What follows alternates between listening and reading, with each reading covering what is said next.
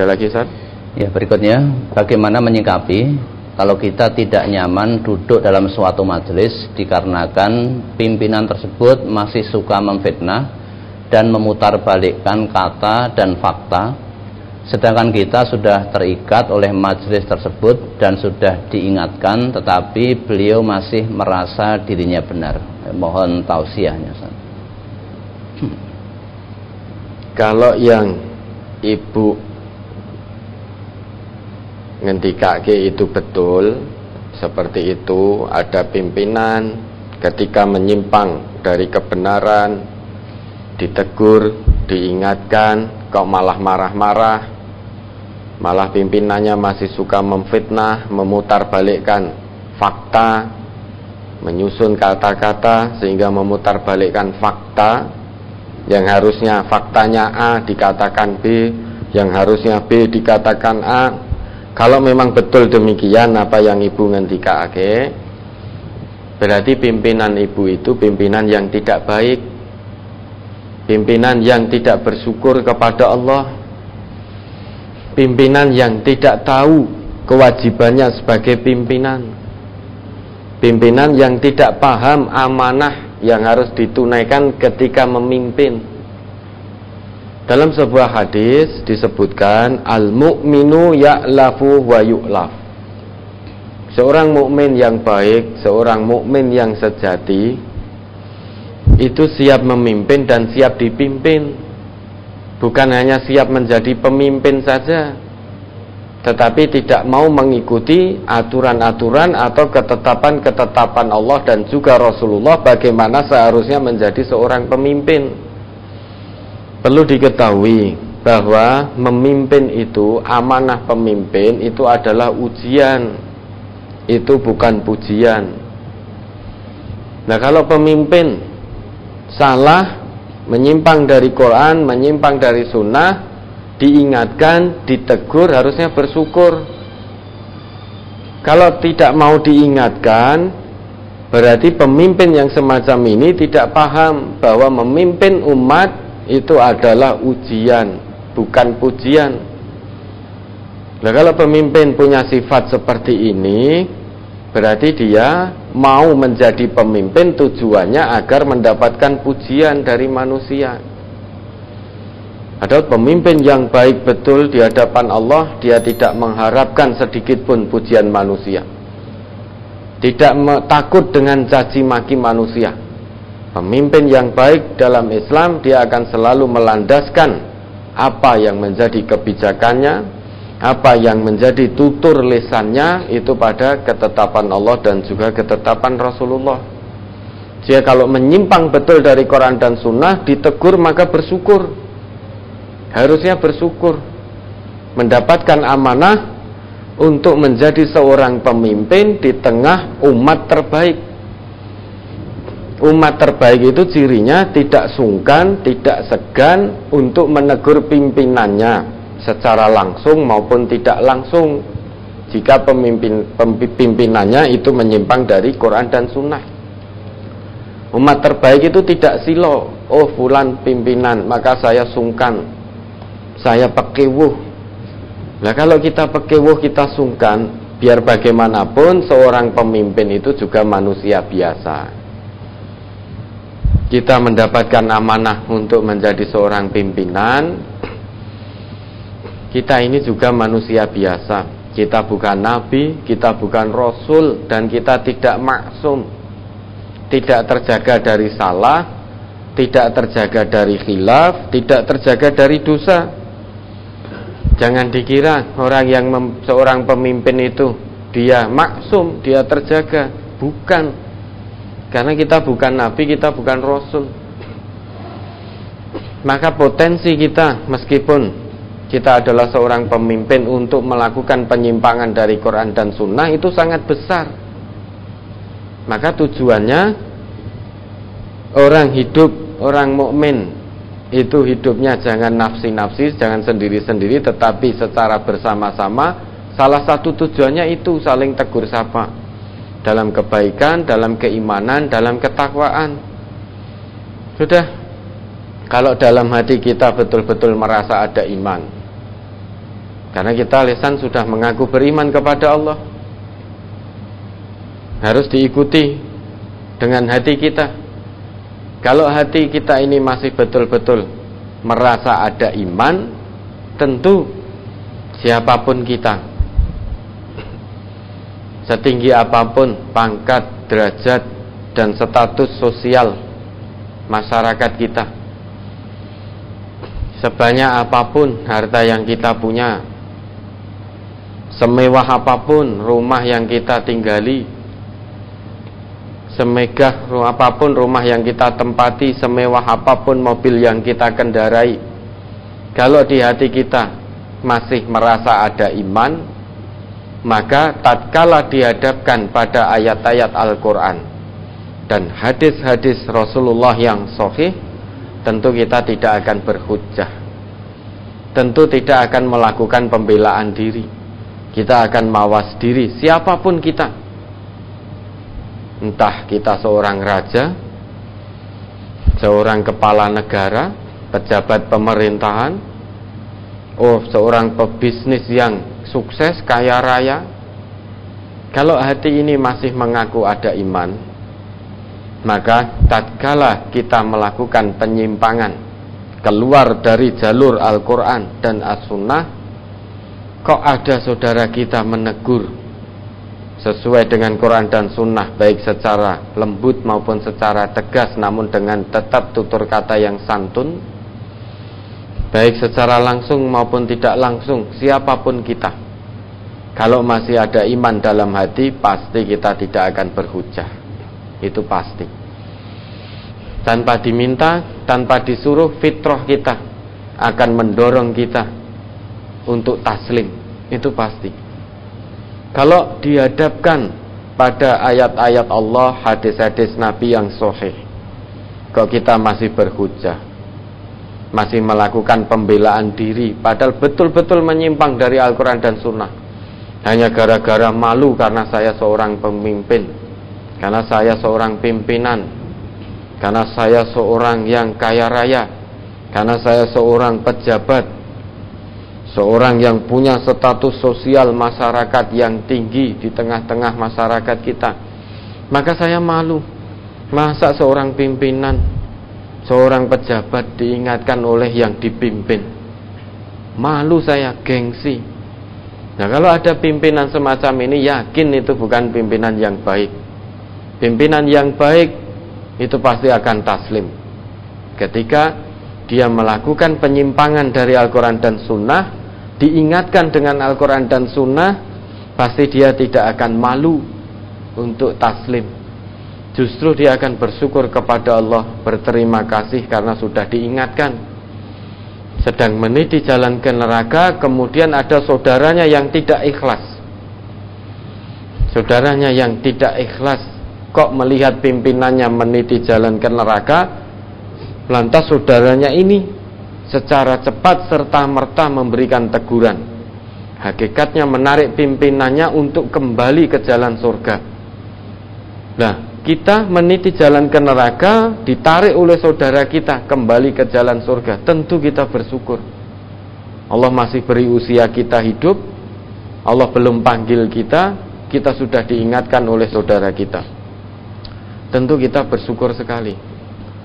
Seorang pemimpin yang baik menurut hadis Nabi tadi, dia tidak hanya sanggup menjadi seorang pemimpin saja, namun siap untuk menjadi seorang pemimpin dan siap memimpin sesuai dengan ketetapan Allah dan juga ketetapan Rasulullah.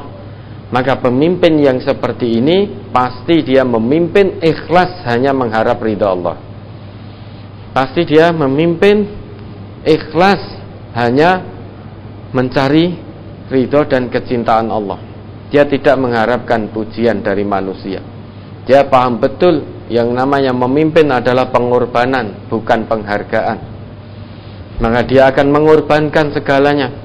Mengorbankan ilmunya, zu ilmin, mengorbankan pikirannya, zu fikrin, mengorbankan tenaganya, zu kuwatin, mengorbankan hartanya, zu malin, dan jika perlu mengorbankan jiwanya, zu nafsin. Inilah pemimpin dalam Islam. Jadi dia tidak silau dengan pujian manusia, tidak gentar dengan caci maki manusia, karena yang dia harapkan hanya ridha Allah. Pemimpin yang seperti ini pasti dia akan memimpin sesuai dengan Al-Quran dan Sunnah. Pasti dia akan memimpin sesuai dengan ketetapan Allah dan juga ketetapan Rasulullah. Tatkala dia menyimpang dari Al-Quran dan As-Sunnah, pasti dia akan taslim ketika ditegur dengan ayat-ayat Allah dan hadis-hadis Nabi yang sahih. Tidak mungkin dia akan berhujjah memilih pilihan yang ketiga, itu tidak mungkin. Dia sadar betul ketetapan Allah dan ketetapan Rasulullah itu merupakan pedoman hidup tertinggi bagi seorang yang beriman, bagi seorang yang bertakwa di muka bumi ini. Dia paham betul itu. Kalau itu pemimpin yang benar, pemimpin yang sesuai apa yang dikehendaki oleh Allah dan dikehendaki oleh Rasulullah. Dia sadar betul karena memimpin umat itu adalah kewajiban, bukan kesewenang-wenangan.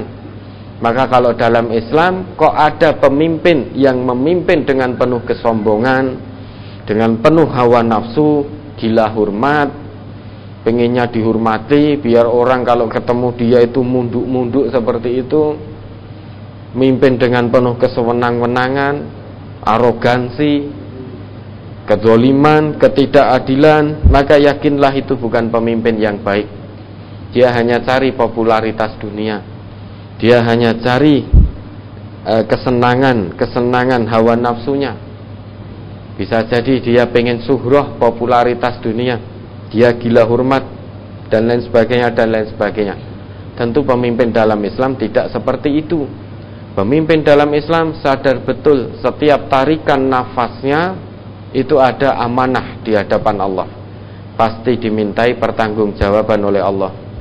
Setiap huruf yang keluar dari lisannya itu dia paham betul nanti akan dimintai pertanggungan jawab oleh Allah.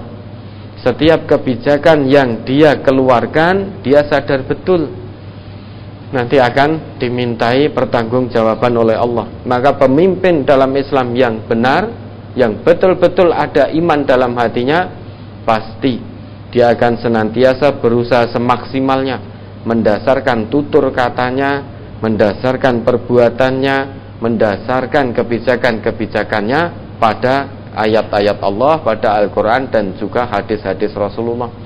Nah ini tadi dikatakan, diinformasikan kalau ternyata berita ini betul, pimpinan salah diingatkan, malah marah, masih suka memutarbalikkan kata, masih suka memfitnah. Coba diingat itu Quran surah Al-Buruj surah ke-85 ayat 10. Biar kita tahu ada ancaman yang luar biasa, neraka ancamannya tidak main-main bagi orang yang suka memfitnah mukmin laki maupun mukmin perempuan. Jangan dikira memfitnah itu tidak ada sesuatunya di hadapan Allah. Jangan dikira memfitnah dan memutarbalikkan kata itu sesuatu yang ringan di hadapan Allah. Wa huwa indallahi azim, perkara yang sangat besar di hadapan Allah, sampai diancam oleh Allah, dan ancamannya dua kali neraka jahanam, neraka yang membakar. Karena luar biasa fitnah itu. Mari Ustaz. Surat Al-Buruj nomor surat 85 ayat 10. Innal ladzina fatanul mu'minina wal mu'minati summa lam yatubu falahum azabu jahannam walahum azabul hariq. Sesungguhnya orang-orang yang mendatangkan cobaan kepada orang-orang yang mukmin laki-laki dan perempuan, kemudian mereka tidak bertaubat, maka bagi mereka azab jahanam dan bagi mereka azab neraka yang membakar. Mari siapapun kita, apapun amanah kita, karena hakikatnya kita hidup di dunia ini tujuan utamanya adalah untuk ibadah, untuk menghambakan diri kepada Allah. Mama khalaqtul jinna wal insa illa liya'budun. Tidaklah aku ciptakan jin dan manusia kecuali agar mereka menghambakan diri kepadaku. Dalam sebuah hadis qudsi disebutkan, Allah berfirman, ya ibadi khalaqtuka lil ibadah. Wahai hambaku, aku telah ciptakan kamu agar kamu itu beribadah kepadaku. Dan tata cara beribadahnya bagaimana? Salah satunya Tata cara beribadah kita adalah masuk atau mengikuti atau menjalankan seluruh aturan Islam, yaitu asilmu secara kafah, secara totalitas. Dan salah satu aturan Islam, salah satu dari asilmu itu adalah kita tidak memfitnah saudara kita atau tidak memfitnah orang lain. Kita tidak memutarbalikkan fakta. Kalau faktanya A, kita katakan A, jangan dibuat-buat, diperhalus menjadi B. Kalau faktanya B, katakan B. Karena kita diperintahkan oleh Allah untuk berkata jujur. Yang namanya jujur itu pahit akibatnya. Dulu Nabi kita dalam berdakwah, beliau itu berkata jujur apa adanya, mengatakan bahwa Tuhan itu adalah Allah. Allah itu asa, tiada Tuhan selain Allah. Semua berhala ini adalah musyrik. Itu fakta, perintah dari Allah. Maka Nabi menyampaikan apa adanya. Nabi tidak memperhalus, tidak dengan bahasa yang diperhalus-halus. Nabi menyampaikan wahyu risalah yang turun dari Allah. Langsung Nabi sampaikan, meski secara tadriji, secara bertahap. Namun pada hakikatnya secara tegas. Memang dulu ayat Khomer itu turun secara tadriji. Pertama, Khomer itu ada manfaatnya namun madorotnya lebih besar. Kemudian la taqrabus sholat, jangan kamu mendekat dirikan sholat sedang kamu dalam keadaan mabuk. Sampai pada akhirnya setiap Khomer itu haram. Segala sesuatu yang memabukkan baik sedikit maupun banyak itu haram. Sehingga turun begitu tegas. Nabi kita tidak memperhalus. Nabi kita tidak ngendika, ya Khomer itu sebetulnya haram. Namun jika untuk menghangatkan badan saja dan tidak memabukkan, hanya satu teguk saja, lah itu tidak mengapa. Nabi kita tidak seperti itu. Tegas sekali beliau. Haram ya haram. Tidak pekewuh dengan manusia dengan memperhalus seperti itu. Nah, ketika itu dilakukan oleh Nabi, maka jalannya terjal, jalan beliau terjal. Jalan beliau terjal, berliku, penuh rintangan. Kenapa? Orang yang mengucapkan kebenaran, menyampaikan satu kejujuran, pasti akan ditentang oleh sebagian manusia. Itu pasti. Namun tidak perlu khawatir. Tidak perlu khawatir karena kejujuran itu adalah perintah dari Allah. Kejujuran perintah dari Rasulullah. Sehingga jangan takut, fala takhshawhum wakhshawni, kata Allah begitu. Jangan kamu takut kepada manusia, takutlah hanya kepadaku. Itulah, maka salah satu perintahnya dalam asilmu itu yaitu kita tidak memfitnah saudara kita. Kalau kita tetap memfitnah dan kita sudah tahu aturannya, padahal kita ngaku orang yang beriman, maka di hadapan Allah hakikatnya tidak ada iman dalam hati kita. Dan ayat ini betul-betul serius. Maka kalau hati ini masih ada iman, mari kita perhatikan ayat ini. Innal ladina fatanul mu'minina wal mu'minati, sesungguhnya orang-orang yang senantiasa memfitnah atau menimpakan madorot, menimpakan cobaan kepada mukmin laki-laki maupun mukmin perempuan, summa lam yatubu, kemudian mereka tidak bertobat, sadar bahwa apa yang dia katakan itu memutarbalikkan fakta, sadar bahwa yang dia lakukan adalah menimpakan madorot kepada saudara mukminnya. Dia sadar, tetapi dia tidak mau bertobat. Mengapa? Karena hawa nafsunya telah begitu kuat mencengkram dirinya, menguasai hatinya, sehingga tidak bisa lagi melihat kebenaran-kebenaran ayat-ayat Allah, sehingga tidak bisa lagi melihat mana aturan-aturan Allah yang harus dilakukan dan mana larangan-larangan Allah yang harus ditinggalkan. Karena hatinya sudah tertutup penuh dengan hawa nafsu, penuh dengan bisikan syaitan, penuh dengan bujukan hawa nafsu, sehingga tanpa sadar mempertuhankan hawa nafsu. Nafsu fujurnya yang muncul, nafsu takwanya tenggelam. Jadi poinnya itu, kalau seseorang nafsu fujurnya itu yang muncul, pasti secara otomatis nafsu takwanya itu tenggelam. Fa'alhamaha fujuraha wa taqwaha. Ayat sebelumnya, wa nafsi wa ma sawwaha. Dan demi penciptaan jiwa dan penyempurnaan penciptaannya. Fa'alhamaha fujuraha wa taqwaha. Kemudian Allah ilhamkan pada jiwa itu, yaitu pada jiwa yang ada pada diri kita ini, dua jenis jiwa. Yang pertama jiwa fujur. Jiwa fujur itu senantiasa mengikuti apa yang menjadi kata hawa nafsunya, sehingga dia akan condong pada keburukan-keburukan. Dia condong pada perbuatan-perbuatan dosa. Dia condong pada perbuatan-perbuatan durhaka kepada Allah dan juga Rasulullah. Itulah jiwa fujur.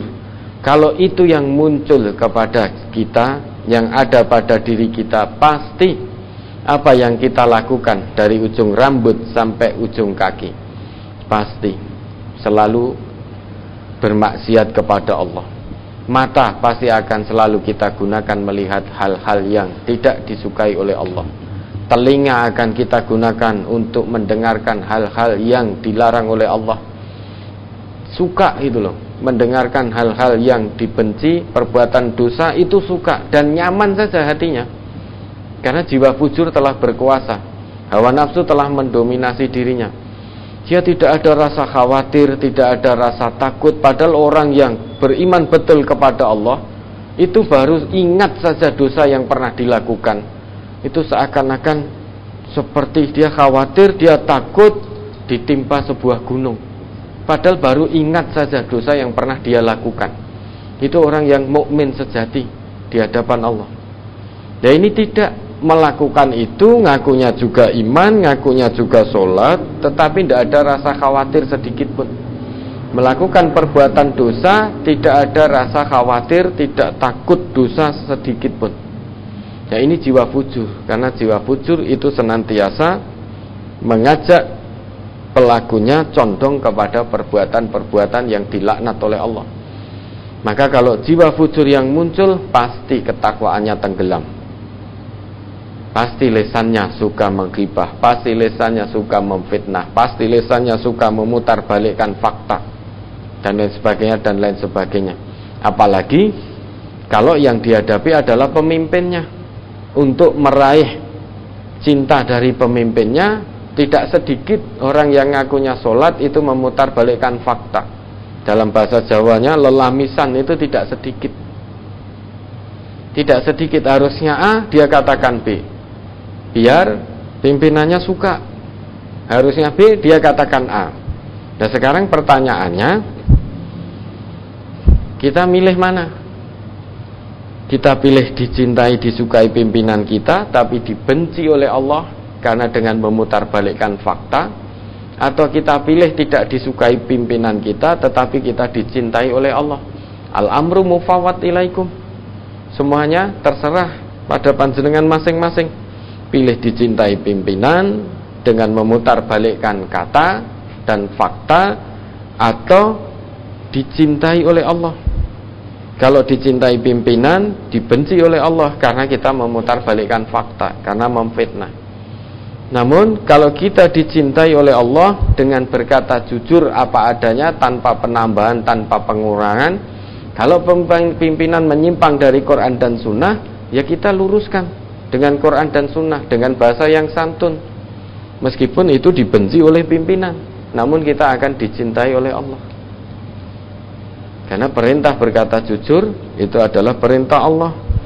Maka ini ancaman orang yang suka memfitnah, orang yang suka memutarbalikkan fakta, kemudian menimpakan madharat kepada saudaranya. Ancamannya kalau dia tidak bertobat terus menerus dalam perbuatannya, sudah disiapkan oleh Allah. Falahum adzabu jahannam. Tidak main-main ini. Falahum adzabu jahannam. Bagi mereka azab jahanam, neraka jahanam. Mungkin kita akan bertanya, apa itu neraka jahanam? Karena tidak terlihat oleh mata kita. Sehingga banyak orang Islam tatkala mendengar ayat-ayat Allah yang berisi tentang neraka, itu hatinya tidak bergetar, tidak takut. Banyak pelaku-pelaku maksiat, pelaku-pelaku dosa, padahal dia orang Islam, tatkala membaca atau mendengar atau mendengarkan penjelasan tentang ayat-ayat Allah yang berbicara tentang neraka, itu hatinya sedikit pun tidak ada rasa khawatir, tidak ada rasa takut. Mengapa? Karena tidak bisa dilihat. Tidak bisa dilihat oleh matanya, oleh mata manusia. Andai kata neraka itu bisa dilihat, sebagaimana yang Allah tanyakan kepada malaikat dalam sebuah hadis ini yang panjang ini, fahal ra'au nari, apakah mereka hamba-hambaku itu pernah melihat nerakaku? Kok memohon ampun, memohon perlindungan kepadaku dari nerakaku? Jawab malaikat, la, mereka belum pernah melihat nerakamu wahai Allah. Tetapi mengapa? Seandainya mereka melihat betul-betul nerakamu wahai Allah, pasti mereka akan lebih giat lagi memohon ampunan kepadamu. Mereka akan lebih sungguh-sungguh lagi untuk lari daripada nerakamu. Andai kata itu terlihat oleh mata kita, mata manusia ini, bagaimana dahsyatnya neraka Allah, tentu tidak ada sedikit pun terlintas dalam benak kita untuk bermaksiat kepada Allah. Namun itulah yang namanya iman. Meski neraka itu belum terlihat atau tidak terlihat oleh mata manusia, namun hati ini tetap mengimaninya, yakin pada sesuatu yang gaib yang Allah beritakan di dalam Al-Quran, dan juga Rasulullah sebutkan di dalam hadis-hadisnya yang sahih. Itulah yang namanya iman. Yakin pada sesuatu yang tampak, itu disebut ilmu. Maka sekalipun kita belum bisa atau tidak melihat neraka dan surga, tapi sebagai orang yang beriman kepada Allah, kita yakin betul, kita iman betul bahwa surga dan neraka itu nyata adanya. Mungkin saat ini kalau dalam benak kita ini kita mengatakan bahwa dunia ini nyata, akhirat hanya cerita, kita akan tahu pada akhirnya nanti akhirat adalah nyata dan fakta selama-lamanya. Dunia tinggal cerita. Maka kalau hati ini masih ada iman dan kita masih suka memfitnah, menimpakan madarat kepada orang lain, pada saudara iman kita, maka fatubu ilallahi taubatan nasuha, segera bertobat kepada Allah. Karena ancamannya tidak main-main dan sangat-sangat serius. Neraka jahanam walahum azabul harik, dan bagi mereka azab neraka yang membakar. Sedangkan dalam sebuah hadis sudah pernah kita jelaskan bahwa panasnya api neraka itu, naruhum hadhihi ma yuqadu banu adam bisab'ina juz'un wahidun min sab'ina juz'an naru jahannam. Jadi apimu ini, api yang dinyalakan oleh anak Adam, yaitu oleh manusia, api di dunia ini merupakan juz'un wahidun, hanya satu bagian saja, min sab'ina, dari 70 juz'an, dari 70 bagian neraka jahanam, dari 70 api jahanam.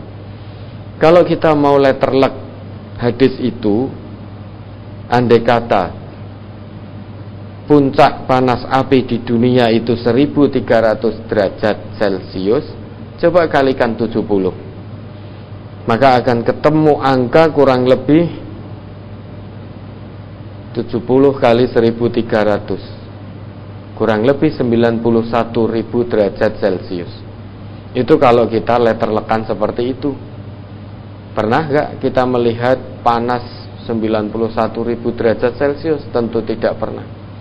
Wong dulu beberapa tahun yang lalu ketika Merapi meletus membawa hawa panas yang namanya wedhus gembel, itu suhu panasnya aja hanya 600 derajat Celcius, belum 1300, baru 600. itu sudah memporak-porandakan, menghanguskan segalanya. Belum 1300 puncak suhu panas api di dunia. Baru 600 separuhnya itu sudah menghancur, meluluh lantakkan segalanya. Apa yang dia temui dihancurkan, dihanguskan. Lah bagaimana kalau suhu itu sebuah api membakar diri manusia, membakar tubuh manusia, suhunya 91.000 derajat Celcius.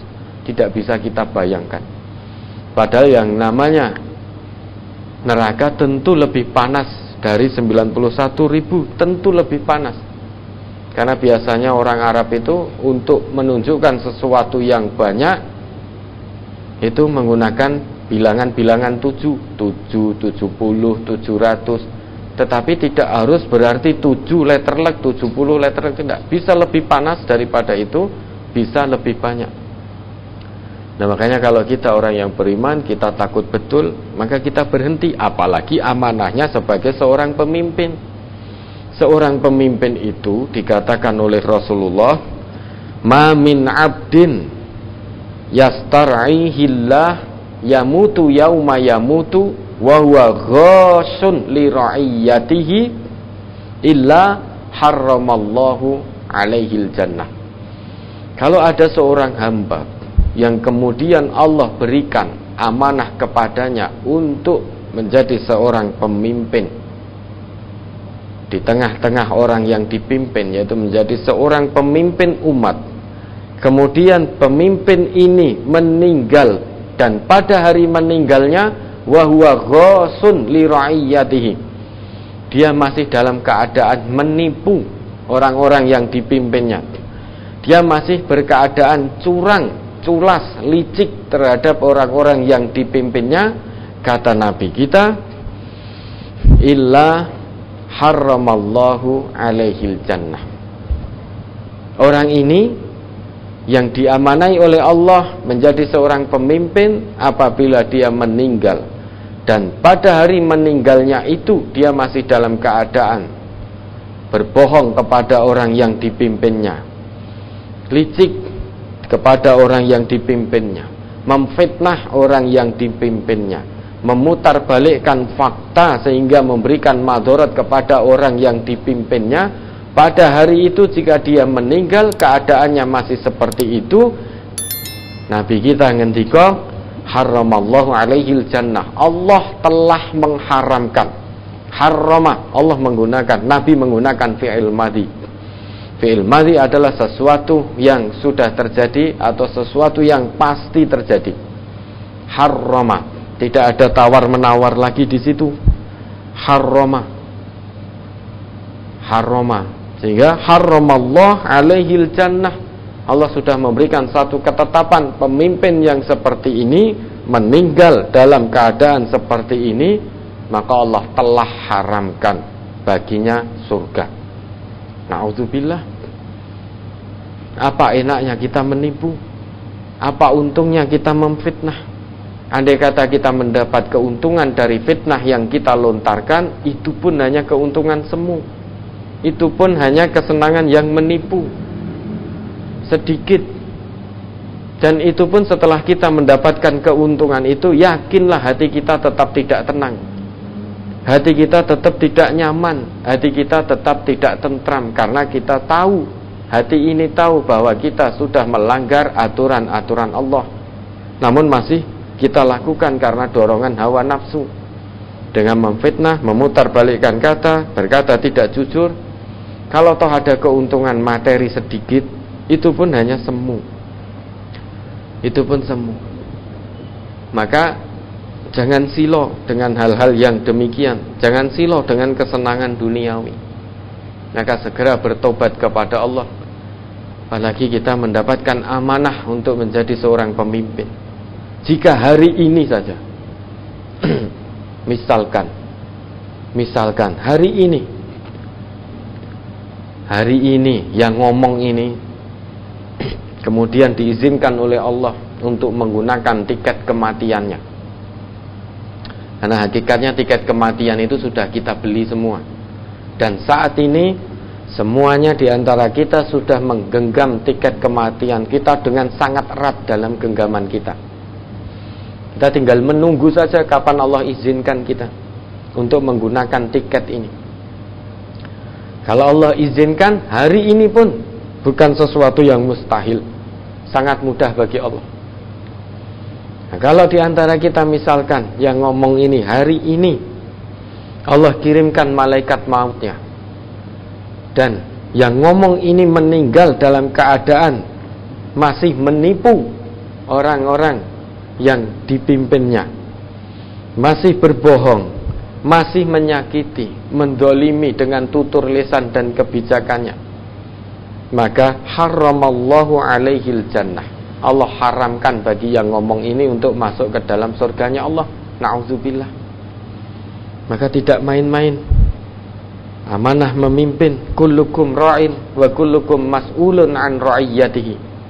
Setiap dari kalian adalah pemimpin, dan namanya pemimpin, mas'ulun an ra'iyyatihi, akan ditanya oleh Allah nanti, akan dimintai pertanggungjawaban oleh Allah nanti.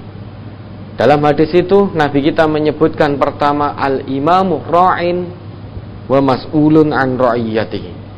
Seorang pemimpin adalah dia bertanggung jawab penuh terhadap apa yang dipimpinnya. Maka dia akan ditanya oleh Allah terhadap apa yang dipimpinnya. Tarikan nafasnya dia gunakan untuk apa? Apakah untuk kepentingan pribadi atau untuk maslahah orang-orang yang dipimpinnya? Tutur lisannya untuk apa? Apakah untuk kepentingan pribadi dan ambisi pribadi atau untuk kepentingan umat, kepentingan orang-orang yang dipimpinnya? Kebijakan yang dia keluarkan untuk apa? Apakah sudah manutun bil maslahah, sudah sesuai untuk kemaslahatan orang-orang yang dipimpinnya, atau justru untuk kepentingan dan memenuhi ambisinya pribadi? Karena yang namanya seorang pemimpin itu tasarruful imam manutun bil maslahah. Jadi perbuatan imam, segala gerak-geriknya, tutur lisannya, perbuatannya, kebijakannya itu harus manutun bil maslahah, sesuai dengan maslahat orang-orang yang dipimpin. Dan ini tidak bisa dilakukan tanpa Al-Quran, tanpa As-Sunnah. Maka seorang pemimpin yang betul-betul beriman kepada Allah, dia akan memimpin ikhlas karena Allah. Yang dipimpin pun jika dalam hatinya betul-betul ada iman kepada Allah, maka dia ikhlas dipimpin karena Allah. Masing-masing yang memimpin ikhlas memimpin karena Allah, yang dipimpin ikhlas dipimpin karena Allah. Baik yang memimpin maupun yang dipimpin ikhlas menjadikan Al-Quran dan As-Sunnah sebagai pedoman tertinggi dalam hidupnya. Kalau sudah begini, semuanya ikhlas karena Allah, baik yang memimpin maupun yang dipimpin, pasti akan ada tegur sapa tentang keimanan dan ketakwaan. Yang memimpin menyimpang dari Quran dan Sunnah, ditegur oleh yang dipimpin, siapapun itu yang menegur, pasti dia akan taslim. Dia akan rujuk pada Al-Quran, rujuk pada Sunnah. Yang dipimpin menyimpang dari Quran dan Sunnah, ditegur oleh pimpinannya dengan teguran ikhlas hanya mengharap ridha Allah, pasti dia akan rujuk. Siapapun itu orangnya, setinggi apapun pangkat derajat status sosialnya, dan sekaya apapun, sebanyak apapun harta yang dia punya. Kalau sudah dihadapkan pada Quran dan Sunnah, pada ayat-ayat Allah dan hadis-hadis Rasulullah yang sahih, mukmin yang haqqan, mukmin yang benar, mukmin yang benar-benar beriman kepada Allah, dia hanya akan melakukan satu perbuatan, yaitu taslim. Dia tidak akan berhujjah, dia tidak akan melakukan pembelaan diri, karena yang ada di hadapannya adalah ayat-ayat Allah dan juga hadis-hadis Rasulullah sallallahu alaihi wasallam. Jadi mudah-mudahan bisa dipahami. Ada lagi